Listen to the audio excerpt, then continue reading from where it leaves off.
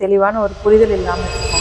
இதுக்கு முன்னாடி வீடியோல நம்ம பார்த்திருந்தோம் ஹாப்பி மெனோபாஸ் பற்றி. நம்ம உடம்புல வந்து ஈஸ்ட்ரோஜன் அப்படின்ற ஒரு ஹார்மோன் நமக்கு வயதுக்கு வந்ததுல இருந்தே சுரந்து கொண்டிருக்கும். அந்த ஈஸ்ட்ரோஜன் ஹார்மோன் சுரக்கிறதுல வந்து குறைபாடு ஏற்படுறதுக்கான ஒரு காலகட்டம் தான் அந்த மெனோபாஸ்க்கான ஒரு காலகட்டம். அதை வந்து நம்ம வந்து பீரியட்ஸ் நின்னு போறது அப்படின்னு நினைச்சுக்கிறோம். அப்படி கிடையாது. அந்த ஹார்மோன் சுரக்கிறதுல ஏற்படக்கூடிய இம்பேலன்ஸை வந்து கரெக்ட் பண்றதுக்கு தான் வந்து நம்ம சில வழிமுறைகளை ஃபாலோ பண்ண வேண்டியதா இருக்கு. 45 வயது தாண்டி இருக்கும்போது அப்பெல்லாம் நம்ம என்ன மாதிரியான நமக்கான ஒரு சௌகரியங்கள் நம்ம உடம்புல நடக்குது அப்படின்னு பாத்தீங்கன்னா, ஒரு ஆங்ஸைட்டி, படபடப்பு, நம்ம திடீர்னு கத்துறது, நமக்கு தூக்கமின்மை தொந்தரவு, இரவு நேரத்துல என்னதான் நமக்கு ஃபேனோ ஏசியோ இருந்தாலும் கூட ஸ்வெட்டிங் ஏற்படுவது, இது போன்ற சிம்டம்ஸ் எல்லாமே நமக்கு வந்து ஒரு பயத்தை ஏற்படுத்திடும். ஆனா நம்ம அதுக்கு வந்து பயப்படாம இது எல்லாமே நமக்கு வந்து ஈஸ்ட்ரோஜன் சுரக்கிறது வந்து சரிவர நடந்தது அப்படின்னாக்க இந்த மாதிரி தொந்தரவுகள்ல இருந்து நம்ம வந்து நம்மள தற்காத்துக்கலாம் அப்படின்றத புரிஞ்சுக்கிறதுக்கான ஒரு முயற்சி எடுக்கிறது தான் வந்து இந்த மாதிரி காலகட்டத்தை நம்ம ஈஸியா கடந்து வந்து ஹாப்பியா ஒரு மெனோபாஸ் பீரியடை வந்து நம்ம கடந்து வரதுக்கான ஒரு சரியான ஒரு வழிமுறைகளா இருக்கும். சோ இதை நம்ம எப்படி வந்து யோகா அண்ட் மெடிடேஷன் மூலமா நம்ம கடந்து வர்றது அப்படின்றத நம்மளோட அடுத்த வீடியோல பார்ப்போம். இது போன்ற நல்ல தகவல்களை தெரிஞ்சு கொள்ள நம்ம தாய்நாடு பேஜ் ஃபாலோ பண்ணுங்க. தேங்க்யூ.